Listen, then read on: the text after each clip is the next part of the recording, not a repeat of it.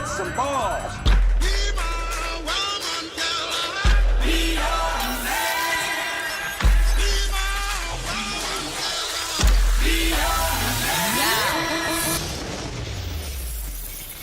Yes, I be your woman. Yes, I be your baby. Yes, I be whatever that you tell me when you're ready.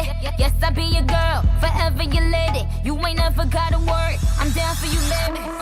Best believe that when you need that, I'll provide that. You will always have.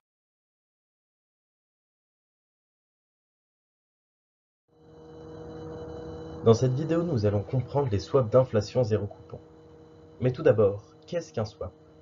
Un swap est une opération financière de gré à gré permettant à toute institution économique de se prémunir de tout risque de fluctuation de l'environnement financier.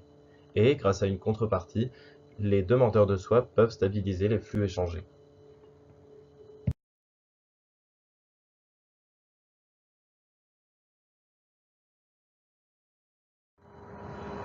Le swap zéro coupon est un swap de taux dont les flux relatifs au taux fixe sont payés en une seule fois, au début ou à la fin, et non pas périodiquement.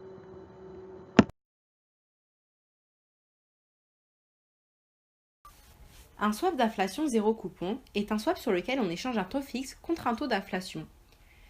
Il permet d'échanger pour une période prédéterminée un indice d'inflation de référence variable, généralement l'indice des prix à la consommation ou l'indice santé, contre un taux d'inflation fixe. On les appelle aussi les ZCIS. Le payeur d'inflation reçoit l'inflation réalisée sur une période de temps en échange d'un montant fixe qu'il aura payé au vendeur. Le vendeur d'inflation, lui, reçoit ce montant fixe en échange d'un paiement de l'inflation réalisé sur la durée de vie du swap. Aucun paiement initial ou intermédiaire n'est réalisé, aussi bien pour la jambe fixe que pour la jambe variable. La jambe variable se calcule comme cela, où le CPI est égal au Consumer Price Index, encore en français l'indice des prix à la consommation. Le CPI est un indicateur économique très important. En effet, il mesure la variation des prix à la consommation, autrement dit de l'inflation. Chaque pays possède son propre CPI. En France, c'est l'indice des prix de l'INSEE qui remplit ce rôle.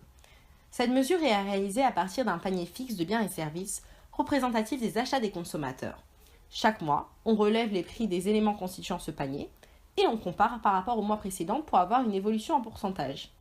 C'est la devise du swap qui va déterminer l'indice du prix utilisé afin de calculer le taux d'inflation. À noter que pour la zone britannique, on prendra plutôt le RPI, qui est le Retail Price Index, pour calculer l'inflation réalisée. Alors, concernant le flux fixe, il se calcule comme cela.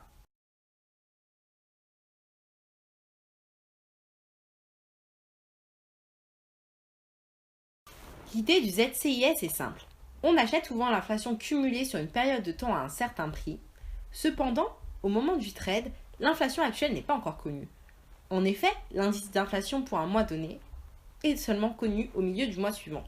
Par conséquent, lorsque nous définissons la période d'inflation, nous avons toujours un décalage. Pour résoudre ce problème et ainsi obtenir un indice d'inflation quotidienne de référence, nous avons deux solutions. La première est une interpolation entre le CPI à M-2 et le CPI connu à M-3. La seconde est d'utiliser un indice d'inflation décalé. Dans ce cas, l'inflation sera la même pour tous les jours du mois M. On peut prendre le CPI à M-2 ou encore à M-3. Des conventions existent selon le ZCIS effectué pour savoir quelle méthode appliquer.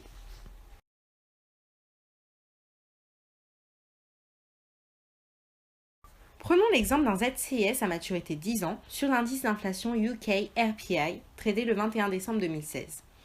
Le RPI initial, donc celui d'il y a 2 mois, est de 264,8.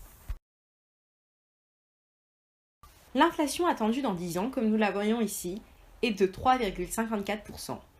Pour calculer le RPI à maturité, on suppose qu'en t égale 0, la jambe fixe est égale à la jambe variable. On obtient donc un RPI à maturité de 374,8726. Prenons maintenant l'exemple d'un ZCIS à maturité 10 ans sur l'indice d'inflation FRCP-XTOB, tradé le 19 décembre 2016. Le CPI initial, interpolé avec les valeurs à M-2 et M-3, est de 100,366452. L'inflation attendue dans 10 ans, comme nous la voyons ici, est de 1,5463%. Pour calculer le CPI à maturité, on suppose qu'en t égale 0, la jambe fixe est égale à la jambe variable. On obtient donc un CPI à maturité de 117,1271.